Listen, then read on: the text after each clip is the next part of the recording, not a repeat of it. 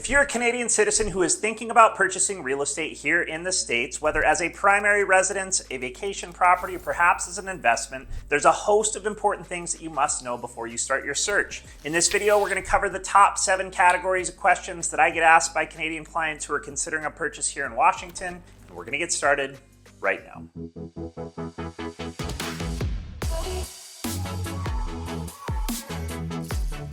All right, so diving into the conversation regarding the move from Canada to the US, one of the most common questions that I get is with regards to immigration. If it's required, if it's necessary, how long it takes, so on and so forth. Now, as a caveat, I want to share that I am by no means an expert with regards to immigration. What I will share with you today is a combination of things that I've acquired via the internet and information that I've gathered from clients that they've considered their immigration status here in the States. So I encourage you to do your own research and, or as we'll talk about later in the video, talk to an immigration attorney to get more specific information with regards to your immigration or prospective immigration here into the US. First on our list, we have a TN visa. So the TN visa is one of the most common options for Canadians moving to the US for work. It's typically faster to obtain and it's ideal for professionals in specific fields like engineering, accounting, and education. However, the downside is that it does not lead directly to a green card. There's also something called an L1 visa. If you're transferring within the same organization that has an office both in Canada and the US, then the L1 visa is likely the way to go.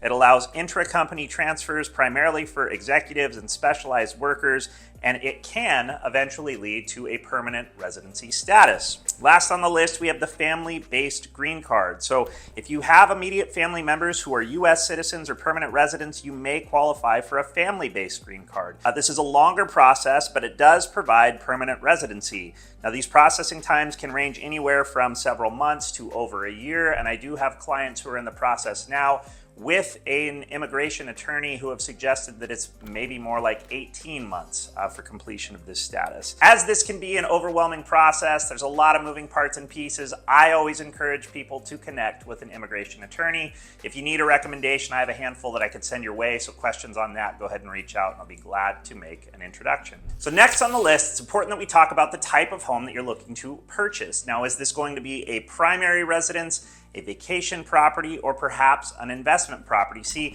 if it's going to be a primary residence, then what we just spoke about with regards to immigration is very important because you are going to need to have immigration status in order to reside in the US full time. If you're looking to purchase a vacation property and perhaps just be here a portion of the year, it's my understanding, and again, encourage you to do your own homework, that you are allowed to reside in the US up to 182 days per year, roughly 6 months, simply on a travel visa. So you don't need permanent residence status, and it allows you to go back and forth between Canada. Those don't have to be 182 consecutive days, it's 182 collective days. So it is important that you keep track of that if that is the means by which you are coming and going from the States, because it's my understanding there can be penalties associated with staying in the States longer than your status would allow. But if you're looking for a vacation property, you're going to be going back and forth, or looking for an investment property, well then there is no requirement for immigration status, and perhaps you're looking for a hybrid approach. Perhaps it's that you want a vacation property for your family that you will then rent out on Airbnb, VRBO, or perhaps to a traveling medical professional on a longer term, 3 months, 6 month term when you are not using the home. If you're purely making a purchase here in the States as an investment play, well then immigration status matters more or less not at all. If you're purchasing property here in the States comparative to, for example, Vancouver, BC, I have a lot of clients who look at the cost of property, the cost of real estate in Vancouver, BC, compare and contrast to the cost of real estate either in Blaine, in Bellingham, or really anywhere in Whatcom County, and see a tremendous value comparative to how far their dollar goes here in the US comparative to what they can buy in Canada. So for that reason, there are a lot of people who fall into that category of either looking specifically for an investment property or perhaps as a hybrid, which they will use as a vacation home in tandem with that being a rental when not being occupied by their family. Number 3 on our list is a subject of conversation that comes up a lot. It doesn't necessarily have to do with the buying or selling process of real estate here in the States, but it certainly has a lot to do with getting to and from your purchase here in the States, and that is NEXUS. So NEXUS is a trusted traveler program. It's effectively, if you're familiar with like TSA PreCheck, NEXUS is similar in the sense that it affords you an expedited crossing at the border. There's some paperwork to complete, there's some hoops to jump through, but once you secure your NEXUS, it's good for 5 years and allows you to access expedited lanes at the border crossing the same way that you would access expedited lines at the airport with TSA PreCheck. There's even some correlation or overlap between those programs, so if you're exploring one, it's possible that you can acquire the other in tandem, but having NEXUS is going to help you move quickly and easily across the US-Canadian border even when there are long waits because of the expedited status that you have. It's oftentimes that people are occupying a home here in the States. They purchase a home in the States, but they still have children who are going to school in Canada. They have medical appointments in Canada. They have employment in Canada, and they're crossing the border on a regular basis. Well, having NEXUS is going to help to expedite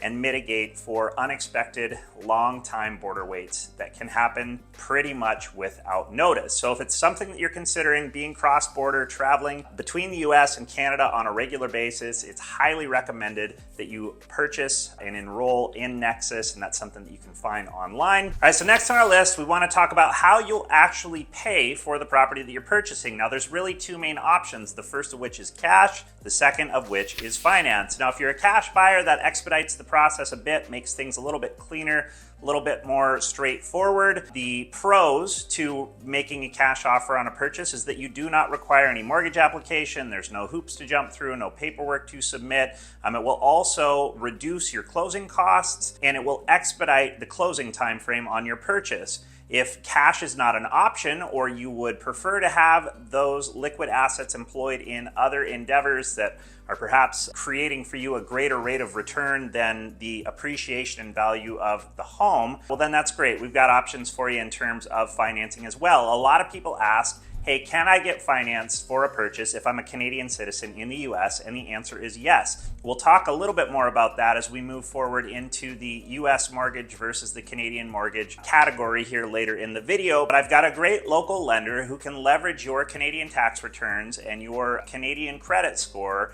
in order to help you qualify for a mortgage purchase here in the US, and is able to do so with interest rates that are very competitive to a traditional mortgage here in the US. Hey, if this is your first time to the channel, we encourage you to like, subscribe, and hit the bell for notifications so you can keep up on all the content that we're releasing about Bellingham, about Whatcom County, and all the great things that are going on here in this area. My name is Jeff Ingen. I'm with MJB Real Estate Group, and every day we get calls, texts, and emails from people just like you who are considering a move to this area, and we absolutely love it. So whether you're thinking about moving tomorrow, 10 months from now, or sometime in between, we encourage you to reach out. All of our contact information can be found below, and we are standing by and ready to help any way that we can. Also want to share that we have a free relocation guide that you can access via the link on the screen or down below. It will help you further explore and consider if Bellingham is the right spot for you. But for now, let's get back to talking about Canadians buying real estate here in Washington. Next on our list, category 5, we want to talk a little bit about the tax implications of owning property here in Washington State. Now, if you're buying a home or you're buying a piece of land here in Whatcom County or anywhere else in the US for that matter, you're going to have property taxes. Now, the property taxes, if you were to call the Whatcom County Assessor's Office and ask them what the rate is for property taxes here in Whatcom County, they would tell you that it's 1%. However, there is a disparity between the assessed value of the home per the value that's assigned by the Whatcom County Assessor's Office and the true market value of the home as it pertains to where things are being sold here in the real estate market. So you can plan for a 1% property tax. Realistically, it's probably going to be something more like 0.87 to 0.92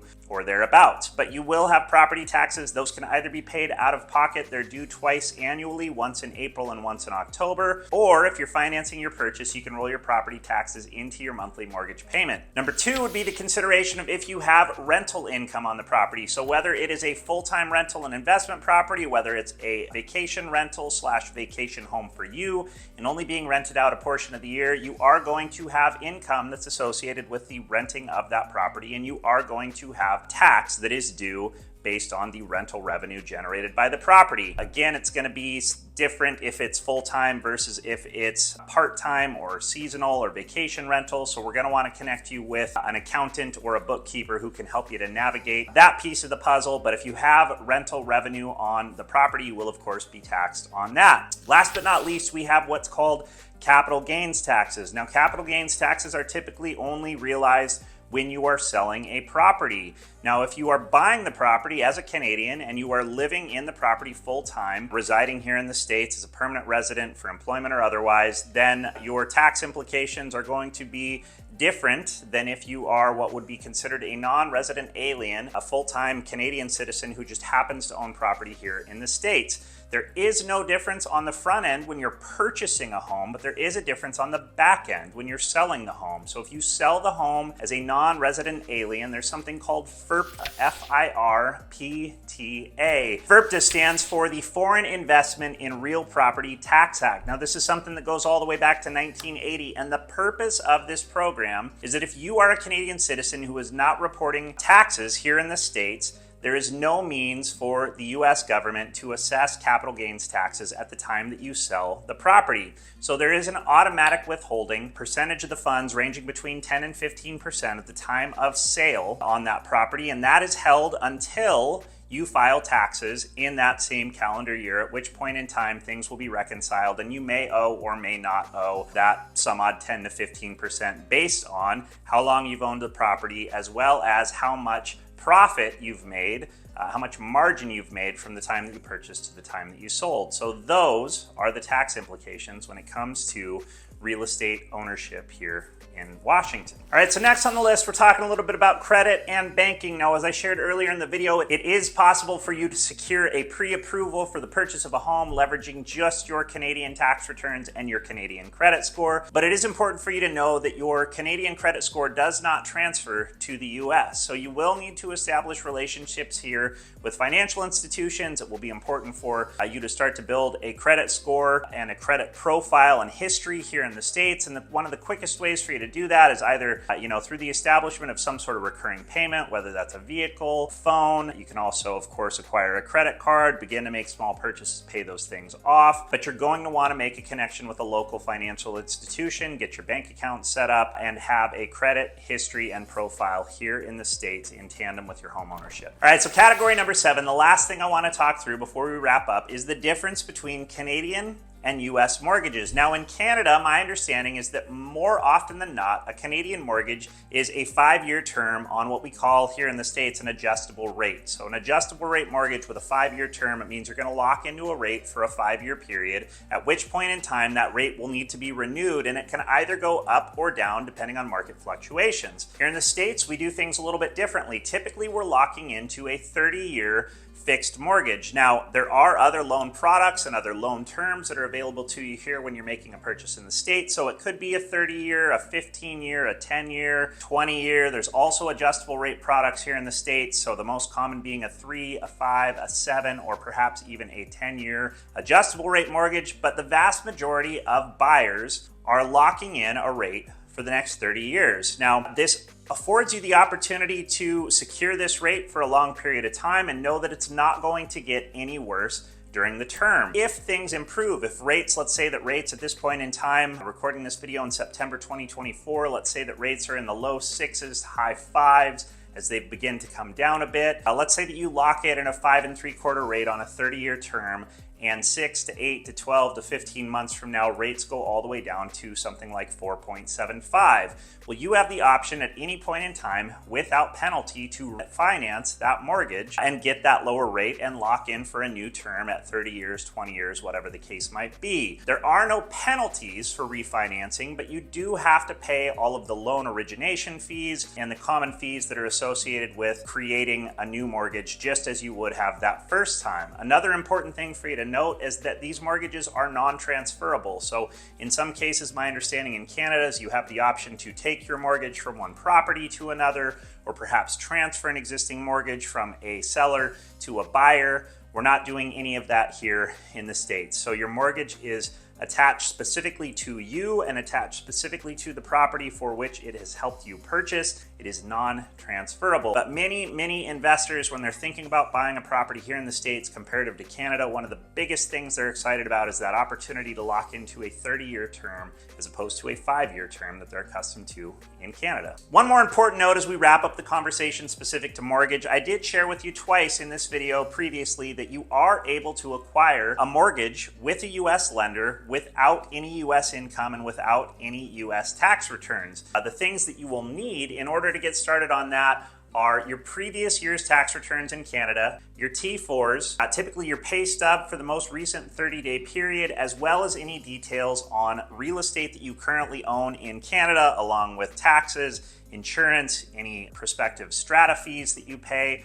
And with that information, I've got a great local lender based here in Whatcom County that I can connect you with to help you get pre-approved for a financed purchase of real estate here in Washington. Hey, as always, I hope that this video has been helpful and informative, though I do understand, particularly on a subject like this, that you likely have more questions.